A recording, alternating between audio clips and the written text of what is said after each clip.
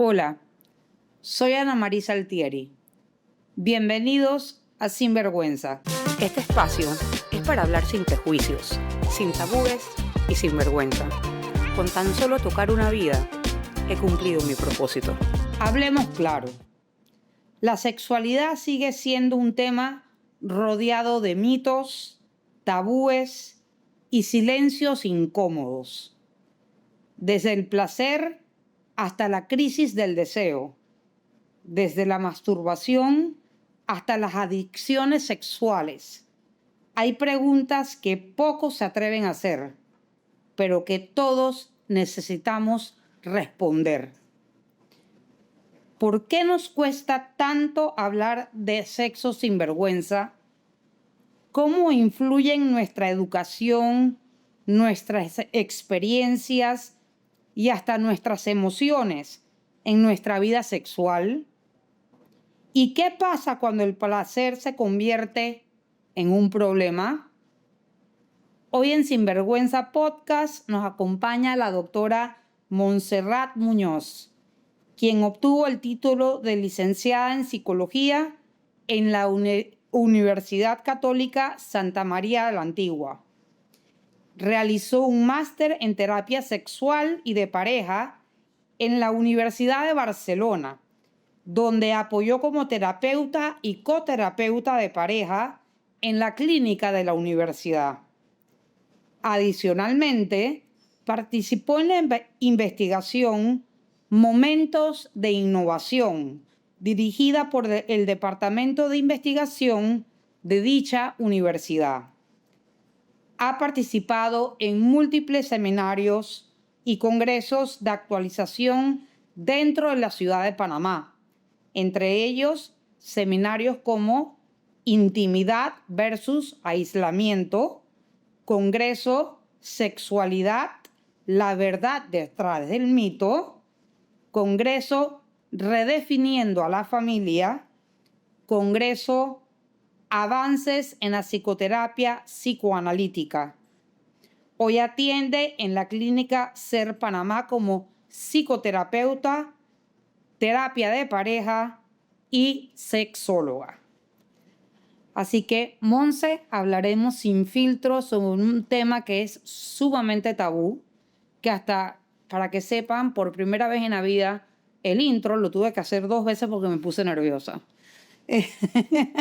Oye, muchas gracias por abrir este espacio y por invitarme. Yo encantadísima de poder abordar este tema que es súper importante. Es súper importante y hay que hablarlo sin vergüenza, sin mitos y sin tabúes. Así que vamos a entrar en materia, Monse.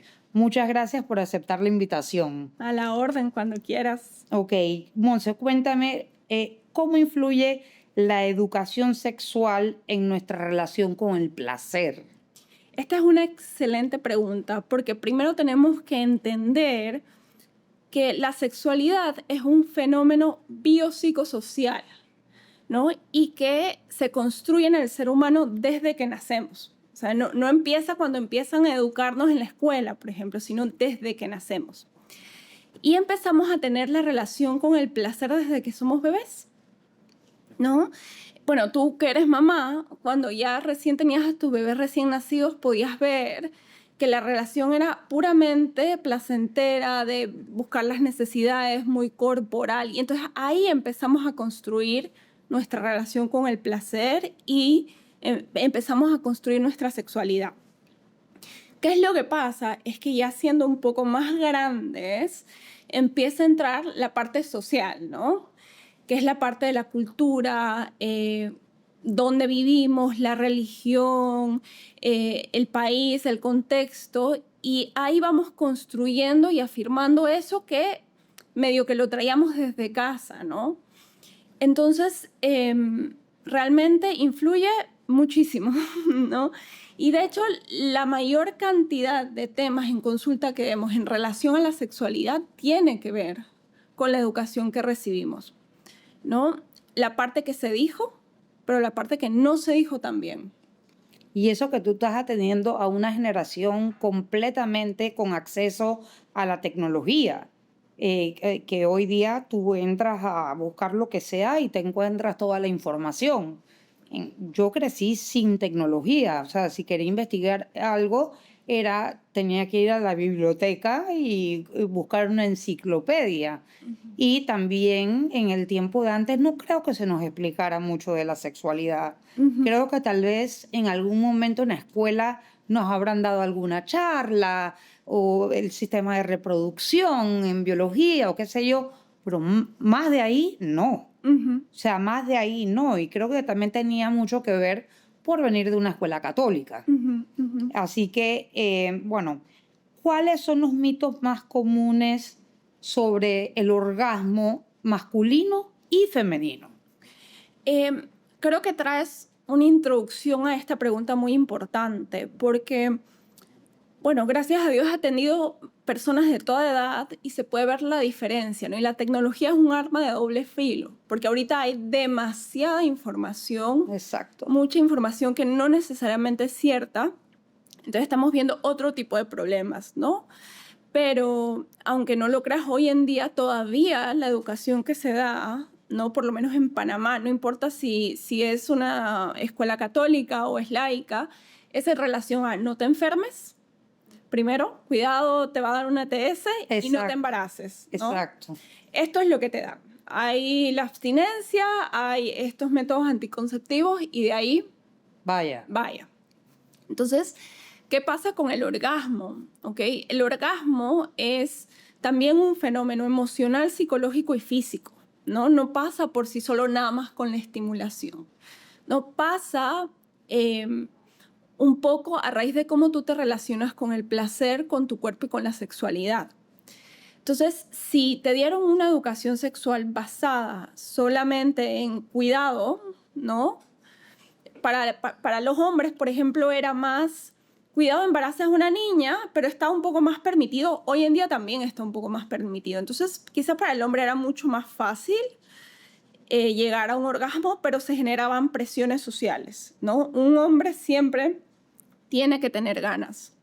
Un hombre siempre tiene que alcanzar el placer en una mujer y es responsable del orgasmo de una mujer en caso de parejas hetero para ser hombre, para ser macho, ¿no? Entonces, los hombres crecen con esta expectativa de tu valor como hombre masculino está en tu performance, ¿no?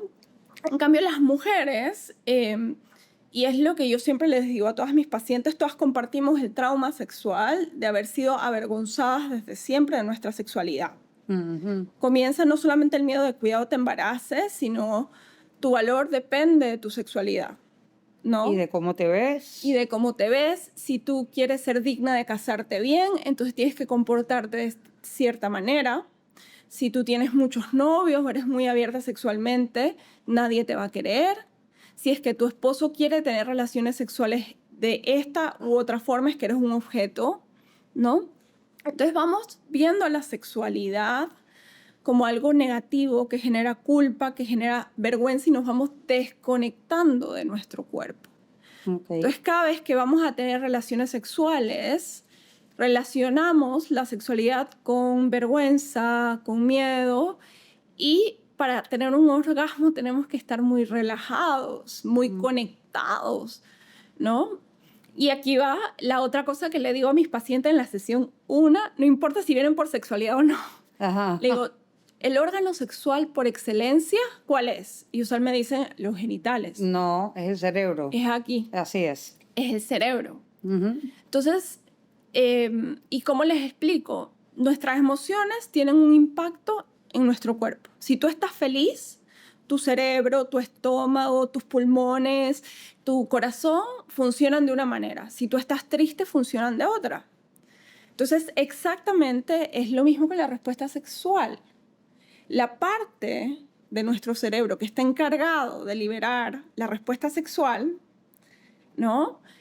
Es contradictoria, por ponerlo de una manera simple, a la que libera el cortisol. Ah, claro. Entonces, si relacionamos el sexo con algo malo, liberamos cortisol, entonces la respuesta sexual normal se traba, Claro, ¿no? claro, claro. Ok. ¿cuáles son los problemas de sexualidad que tú más atiendes en parejas hoy día? Ok, hay una amplia gama, ¿ok? Más me ha tocado el tema de la falta de deseo, sobre todo en mujeres, por esto que te comentaba, y de todas las edades. O sea, he tenido en mi consulta muchachitas de 22, 23 años, ¿no? O muchachitas de 25 que se casan y me dicen, toda la vida me dijeron que esto era malo y ahora tengo que cambiar el switch automáticamente a que es bueno. Y me da mucho asco, me da vergüenza, entonces es muy difícil, ¿no? Y también tengo mujeres de 50 y pico de años que me dicen, nunca he disfrutado mi sexualidad, nunca he disfrutado mi matrimonio, y ahora que mis hijos se están yendo, no sé qué hacer con mi esposo, ¿no? Ujú. Y en los hombres, sobre todo, hay falta de erección o eyaculación precoz, que tiene que ver con estas presiones que te mencionaba al principio, Ujú, ¿no? ujú. Estoy tan preocupado por hacerlo bien, por hacerlo perfecto, que me da ansiedad y entonces impacta mi respuesta sexual, ya sea tengo una eyaculación muy rápida o me cuesta tener una erección, ¿no? O hay hombres que simplemente no les importa. Sí, también he tenido hombres, y más que les importe o no, tiene que ver con una desconexión del deseo, el sentir que no importa lo que haga, no va a ser suficiente, entonces ¿para qué lo intento? No, que no le importa con la mujer. Ajá, ok, sí, O sea, que no eso le importa pasa, con la mujer. Eso pasa, sí, o sea, a menudo inclusive en parejas casadas. sí, y eso es por la educación que nos han dado, ¿no? Porque como mujeres nos han enseñado a quedarnos calladas. Entonces, Exacto. no pedimos, no conversamos y como al hombre se le ha dicho, es que el hombre tiene que saber. Entonces, si me lo dices es que lo hago mal, entonces mi masculinidad se ve afectada, ¿no? Y no lo Es recibo bien. es súper saludable que la pareja se pueda sentar a hablar de la sexualidad entre ellos. Sí, sí, sí. Es Es un súper requisito. importante. Ok. ¿Es normal que el deseo sexual cambie con el tiempo en una relación? Y en una persona, tenemos que entender que el deseo sexual no es como un botón. Ujú, Y como les había mencionado, o sea, la sexualidad es biopsicosocial. Entonces, nuestra sexualidad va a crecer con nosotros y va a expresarse de acuerdo al momento en que estemos en nuestra vida. ujú. No es lo mismo, por ejemplo, ser una mujer de 20 años que está soltera, que está explorando, ¿no? Que puedes tener como tus hormonas muy tune, Alborotadas. ¿no? Y otra cosa es una pareja que recién se casa, otra pareja que acaba de tener un bebé, ¿no? O hay una presión muy grande económica en el trabajo. Todo eso influye directamente. Entonces también es importante ver la sexualidad como algo, como una planta o como algo cambiante. O sea, la planta no es igual en otoño que en invierno o en Ujú. verano. Y esto ayuda mucho también a quitarle presión a la sexualidad. Sí, hay un tema y mis amigas que me escuchan se van a reír cuando escuchen esto porque dentro de nuestro grupo, las que están casadas muchas veces me dicen, ay, qué pereza, ya tengo que ir para la casa y entonces mi esposo va a querer y no sé qué. Y entonces yo que estoy soltera, siempre les digo, a ver, cero queja, que en la calle hay de todo, Sí. así que ustedes flojitas y cooperando. Porque es verdad, o sea, Sí. si no encuentran lo que quieren en la casa, lo van a ir a buscar. Ujú, O sea, ujú. esto se ve muchísimo. Sí, se ve mucho. Y acá hay dos cosas, ¿no? Si vemos el aspecto de la mujer, cuando la mujer termina viendo la sexualidad, obviamente cada caso es Diferente. diferente y hay que verlo bien, ¿no? Pero Ujú, si hablamos en términos generales, cuando una mujer empieza a mirar la sexualidad como un checklist, o sea, ya lo hice, cumplí la tarea, es porque el placer está centrado en el esposo, no en ella. Entonces ahí ujú. podemos ver mujeres que quizás no han abierto un espacio para conectar con su placer, con su sexualidad, con cómo se sienten ellas mismas, probablemente una educación muy restrictiva, muy de esto está mal, Entonces, la sexualidad no lo ven como algo para ellas, lo ven para cumplir y para que mi esposo no se me vaya. ¿No? O que simplemente están cansadas o están pasando por la menopausia, están pasando por una serie de cambios hormonales, entonces no sienten el placer, o sea, no tienen la libido alta. Pero esto también es importante tomarlo con pinzas, porque aunque la menopausia y la perimenopausia, que también es importante y que son periodos de cambio de nosotras de muchos años y son fuertes, ¿no?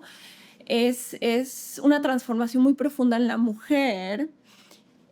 Si es que uno ya ha tenido una sexualidad sana, vas a encontrar la manera de poder adaptarte a esos cambios. Usualmente cuando viene la menopausia, ya la sexualidad está afectada y ahora ya no me funciona por el tema hormonal que no se puede cambiar. Entonces se ve muy como acentuados estos temas que ya venían, ¿no? Cambio, por parte del hombre, que tú decías que usualmente lo busco afuera, aquí estamos hablando de responsabilidad afectiva, ¿no? Sí. ¿Qué tanto, si hay algo que a mí no me gusta en mi matrimonio, porque deseo tener más relaciones sexuales, deseo tener más experiencias con mi esposa, qué tanto en lugar de abrir un espacio para decir, esto lo tenemos que abordar, vamos a buscar un profesional, me estoy sintiendo abandonado, me estoy sintiendo rechazado, es como que dejan de tener ese espacio necesario en la pareja y van a buscarlo afuera. Entonces, aquí lo que se trabaja, que pasa mucho, es la responsabilidad afectiva del hombre, de tomar las riendas, de traer el tema a la mesa y abordarlo y también buscar ayuda profesional y decir, vamos a verlo, necesito que esto, ¿no? Y cuando es al revés, cuando es el hombre el que no te voltea a ver. Bueno, es que ahí también hay que mirar casos por casos, porque bueno, he tenido hombres que están muy enamorados de sus esposas, pero las presiones laborales, ¿no? Son demasiadas, entonces el estrés mata la libido en hombres y mujeres. Sí, pero ¿cuánto tiempo te puede matar la libido a un hombre? Uf, un montón. He tenido personas que pasan 1 año, 2 años sin tener ganas, pero es porque viven un nivel de estrés y están intoxicados en cortisol. Personas que no tienen un estilo de vida saludable, porque les había dicho biopsicosocial, en la parte biológica no solamente es si me tocaste y respondí, sino mis hormonas, mis neurotransmisores, mi salud física. Entonces, hombres que tienen mala alimentación, no duermen bien, no hacen ejercicio, entonces pueden matar su libido. Y obviamente está la parte del trauma, ¿no? También he tratado mucho en consulta hombres que quizás no se acercan sexualmente a sus esposas, no por falta de amor, sino porque hubo un trauma en el pasado que les impide tomar ese paso, ¿no? ¿Qué tipo de trauma puede ser? Abuso sexual,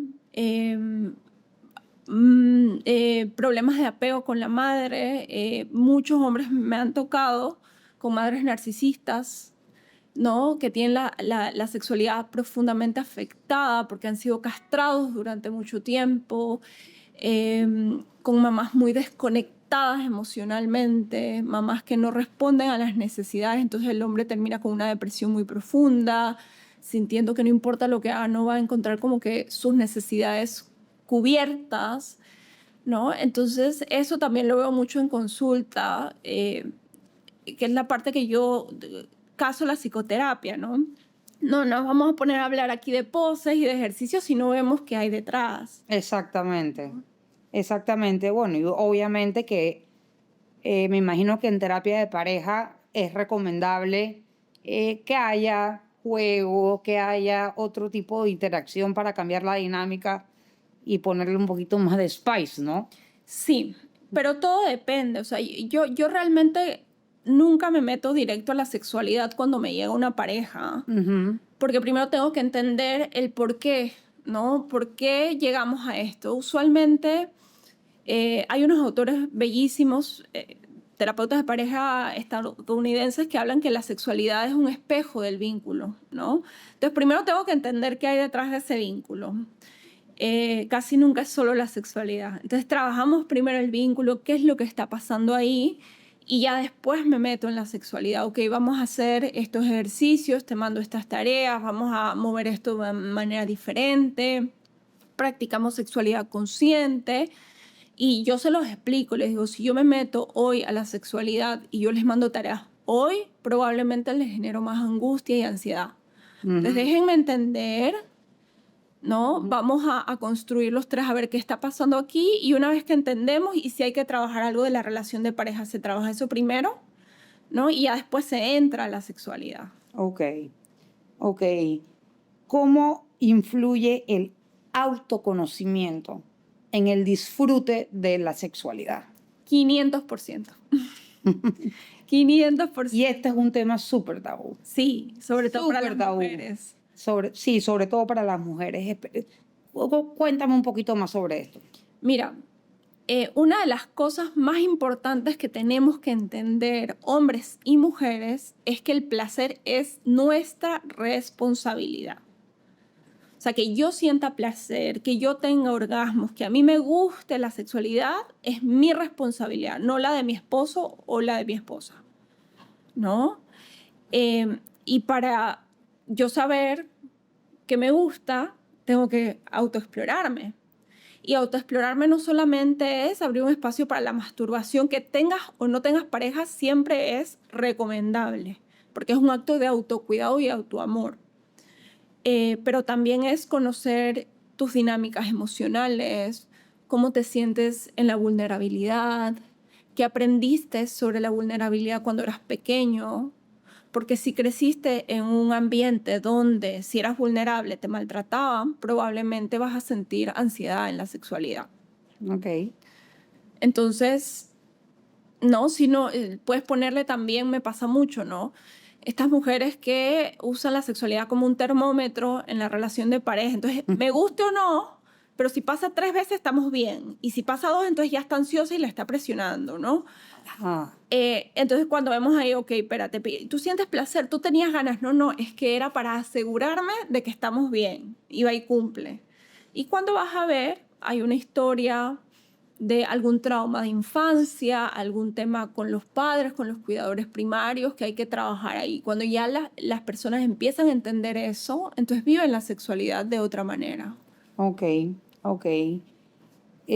Bueno, lo acabas de decir. La siguiente pregunta que tenía era que cuán importante es la masturbación en la vida sexual de una persona, y acabas de decir que es muy importante. Sí, es Que muy es importante. súper importante. Ok, ¿cuáles son las señales de una vida sexual saludable? Lo que a ti te haga feliz. Ahora, esto tiene un disclaimer, ¿no? Obviamente hay patologías, hay adicciones, ¿no? Hay cosas que también está el tema del consenso, pero cuando hablamos de una sexualidad relativamente sana entre un hombre, una mujer o una pareja homosexual, da igual, entre 2 personas adultas, está lo que sea adecuado para nosotros, y para eso hay que tener mucha comunicación, mucho entendimiento, mucho autoconocimiento, mucha responsabilidad afectiva, ¿no? Entonces, claro, tener sexo 5 veces a la semana o tener una vez al mes, si tú eres feliz con eso y tu pareja está feliz con eso y es lo que les tiene satisfecho, perfecto, Okay. ¿no? Pero mientras haya consenso, pues... Ok. ¿Cuáles son las señales para ver si nuestra pareja podría estar llevando una doble vida? Esa es una muy buena pregunta, porque a veces ni hay señales, ¿no? Cosas que he visto en consulta, y como siempre el disclaimer es, cada caso es un mundo, constantes mentiras, ¿no? Voy a estar aquí y de repente no está, periodos que se desaparecen mucho tiempo la pareja y no contesta, ay, no, es que tenía señal, no tenía señal. He tenido personas que tienen muchos viajes de trabajo, pero son viajes donde se desconectan, no hay una comunicación constante. Se pueden encontrar cosas, facturas también, ¿no? De hoteles. He tenido personas que encuentran facturas de preservativos. Y yo creo que también cuando uno está en una relación a largo plazo, ya uno se conoce lo suficiente para saber que el otro no está siendo honesto, No siempre hay una intuición. Nosotros conocemos a nuestras parejas cuando hay un cambio de comportamiento.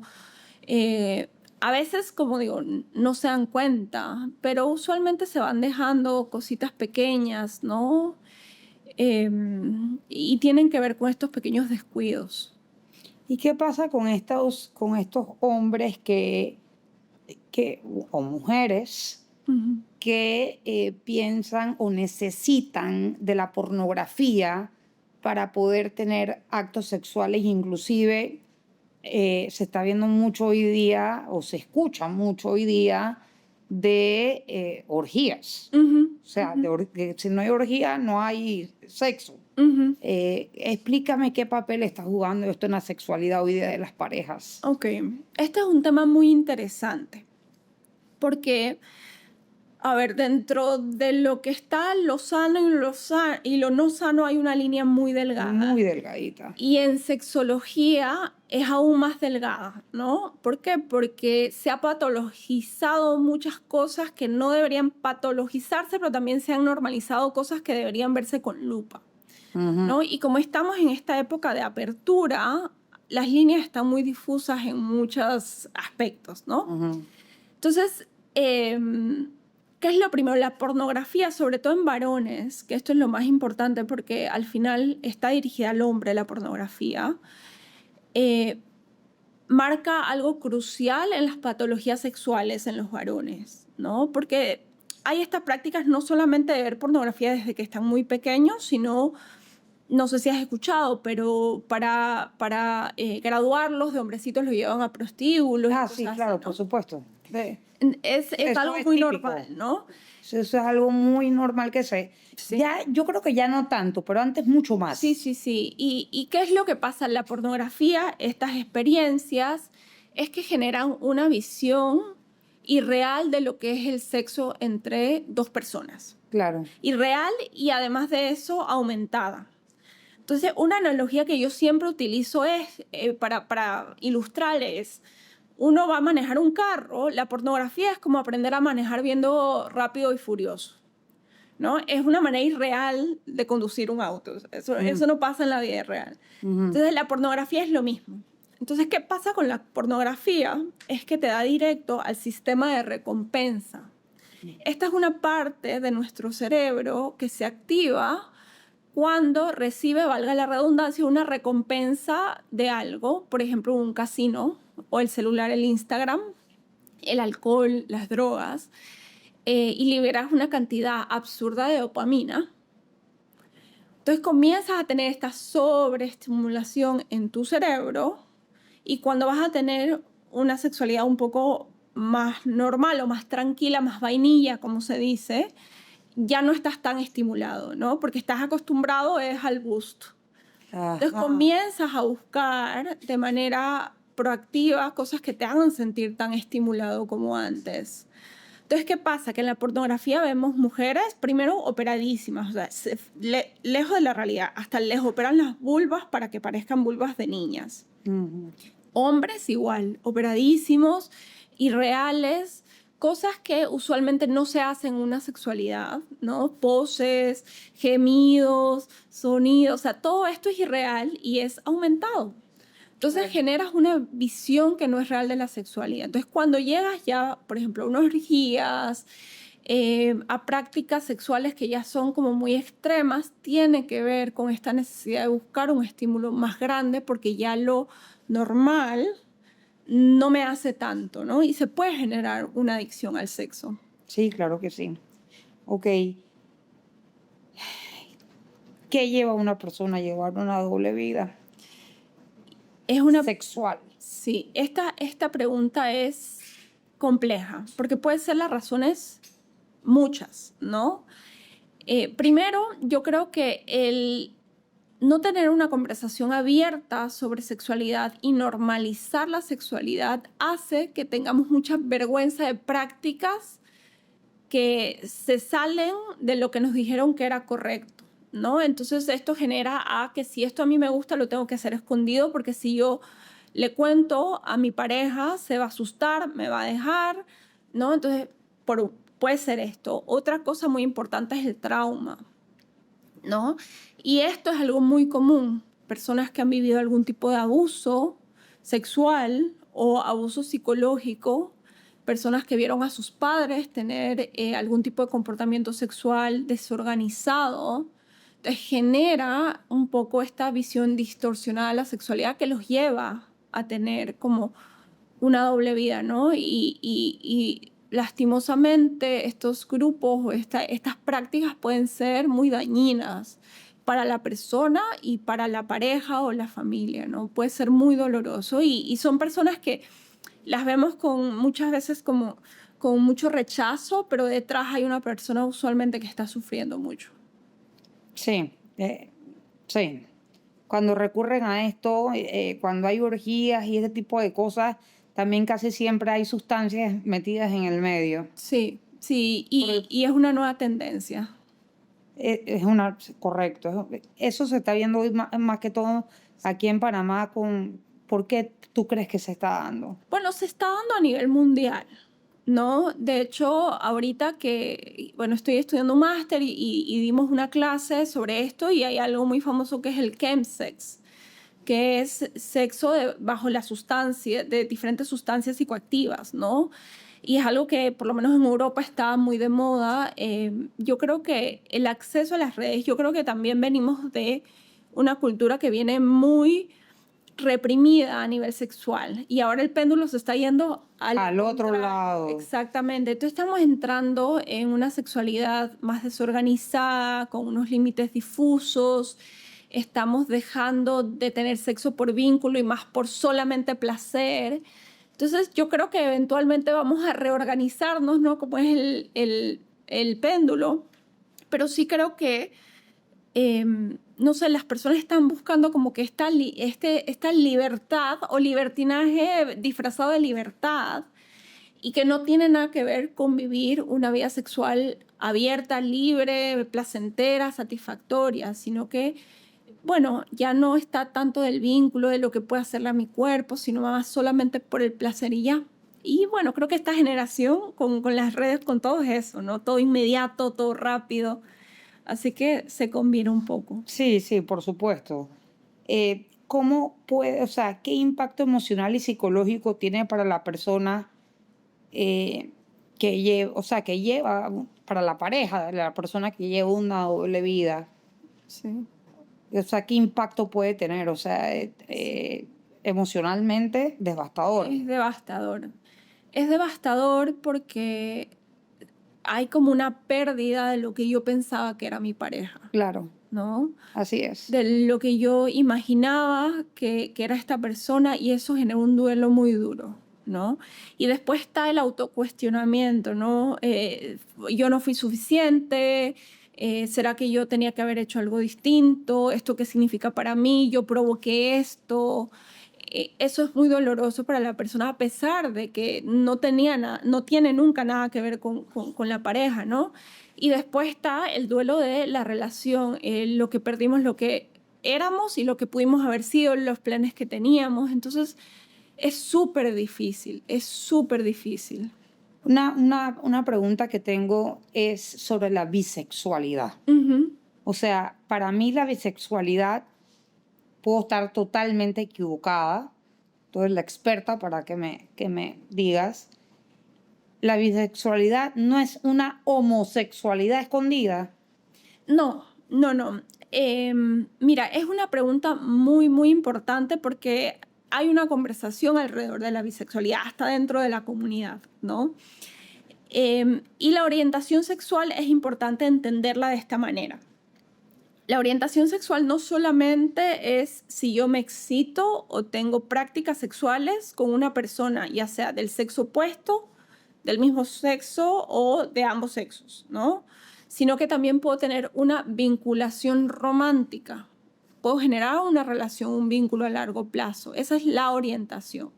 Entonces, la bisexualidad son personas que pueden tener un vínculo amoroso y sexual con personas del mismo sexo o sexo opuesto.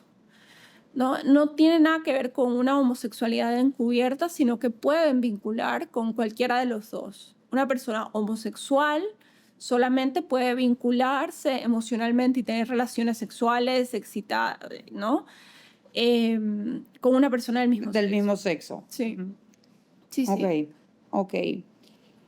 ¿Cuáles son los signos de adicción que uno tiene que estar pendiente con su pareja? Ok. Primero, hay que entender que la adicción sexual, como cualquier adicción, se vive muy en secreto. Ujú. O sea, es algo que abiertamente no es fácil de ver, ¿no?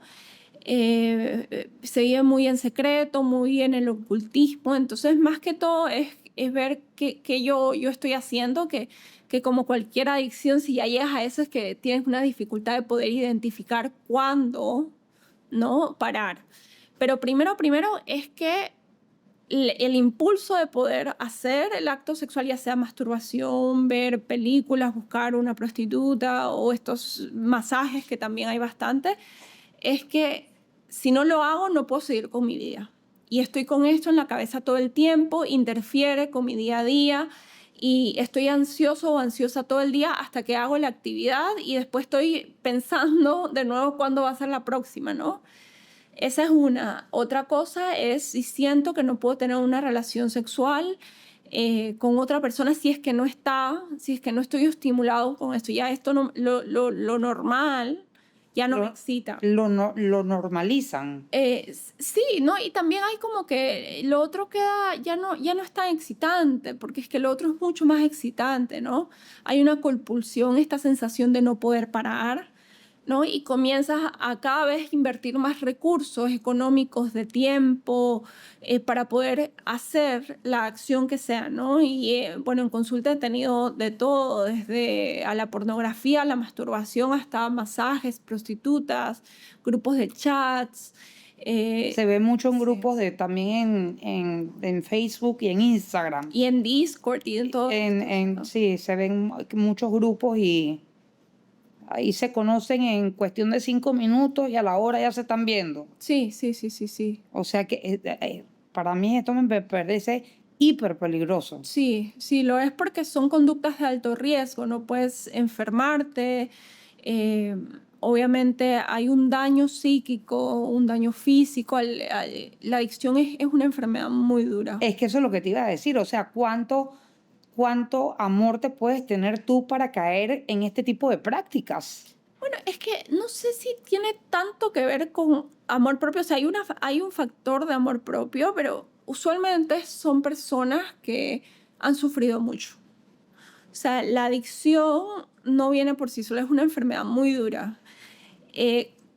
Siempre el disclaimer es cada persona es diferente, pero los casos que yo he tenido, por ejemplo, en varones son hombres que han tenido traumas muy complejos desde la infancia, que han sufrido algún tipo de abuso físico o sexual por parte de algún familiar, abusos repetidos, ¿no? Madres devoradoras, madres narcisistas, violentas. Entonces es como que una forma de encontrar confort ante ese dolor, porque hay muy poca tolerancia a la frustración, ¿no? Ok, entonces este tipo de personas que tienen este tipo de prácticas, valga la redundancia, necesitan terapia. Sí, la O sea, terapia esto es una adicción sí, y es tratada como tal. es tratada como una adicción comportamental. Sí. Es de comportamiento sin sustancias que muchas veces viene acompañada con sustancias. No siempre, pero es muy común ver. Eso es lo que yo más he escuchado, Ujú. que en los grupos donde se suele pasar esto, la sustancia está metida. Sí. Porque pierden totalmente como la noción de la realidad Sí. y se atreven a hacer. Sí, hay varias cosas. Uno es que obviamente te desinhibes. Dos, muchas de estas sustancias aumentan la sensación del placer porque suben la dopamina y la serotonina en el cerebro. Tres, aumentan potencia y tiempo. Ujú. ¿No? Por ejemplo, en estas fiestas que te comentaba, pueden durar varios días, ¿no? Y son personas que están varios días en esta fiesta, teniendo relaciones, consumiendo sustancias. y es algo muy peligroso, o sea, conductas de alto riesgo. A mí me parece peligroso, Sí, aparte de asqueroso, sí. sorry que de mi opinión al respecto, Tranquila. pero, o sea, me parece que inmediatamente esa persona tiene que recibir ayuda Sí. psiquiátrica. Sí, sí, se va acompañado con psiquiatría, obviamente con mucho cuidado por el tema de la adicción, ¿no? Si vas con fármacos, la persona se podría enganchar, entonces hay que ir con mucho cuidado con el psiquiatra, pero te entiendo cuando dices lo del asco, porque justamente nos enseñaron a ver la sexualidad desde el asco, ¿no?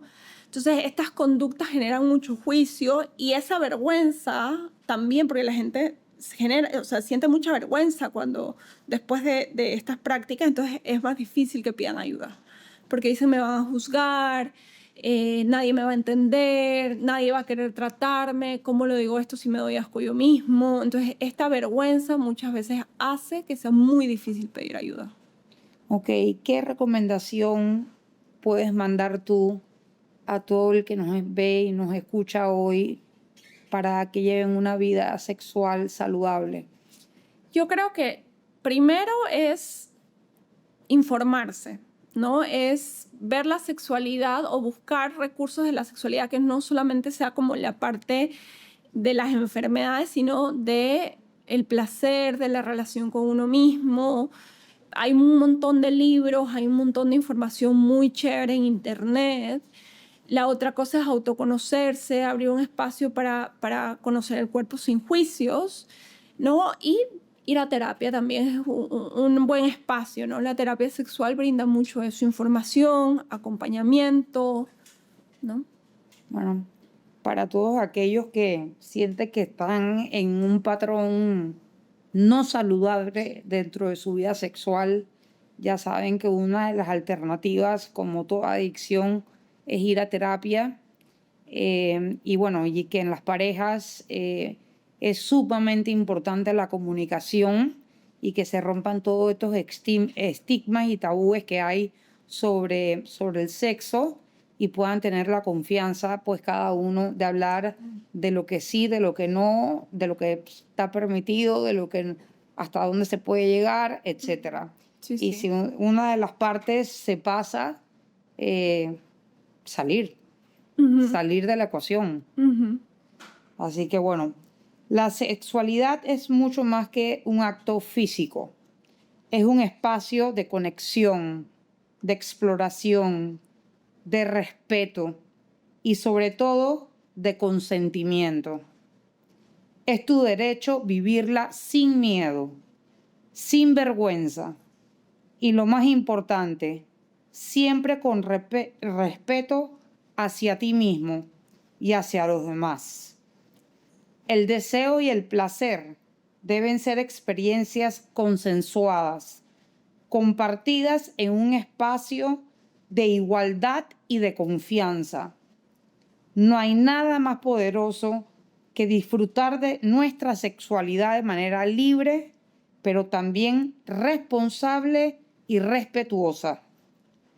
Hoy, al cerrar este episodio, quiero recordarte que el placer no tiene que ver solo con lo que hacemos, sino cómo hacemos sentir a nuestra pareja, con respeto, con consenso, con un profundo amor propio.